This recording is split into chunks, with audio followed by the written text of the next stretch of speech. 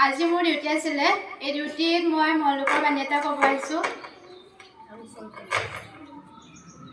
কেতিয়াও নহয় বুলি নক'ব কেতিয়াও মই নোৱাৰোঁ বুলি নক'ব কিয়নো আপুনি হৈছে অসীম সকলো শক্তি আপোনাৰ ভিতৰত আছে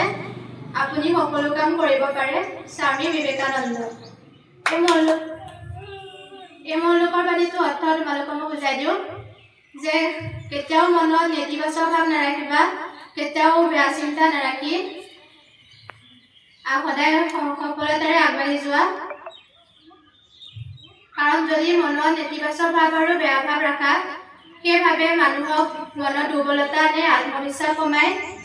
লগতে তোমালোকৰ যি কাম কৰিব যোৱা সেই কামত বাধা পৰিব নোৱাৰো শব্দটোৱে হৈছে মনত দুৰ্বলতা আনা গতিকে তোমালোকে নিজৰ ওপৰত বিশ্বাস ৰাখি সকলো কাম সফলতাৰে কৰিব পাৰা যাতে সেইকাৰণে নিজৰ ওপৰত বিশ্বাস লাগিব আৰু কেতিয়াও হতাশ নহয় আগবাঢ়ি যোৱা তেতিয়া যি কাম কৰিবলৈ লৈছা আৰু যি কাম কৰিবলৈ এই বিদ্যালয়ত আহিছা সেই কামত নিশ্চয় এদিন সফল হ'বা ধন্যবাদ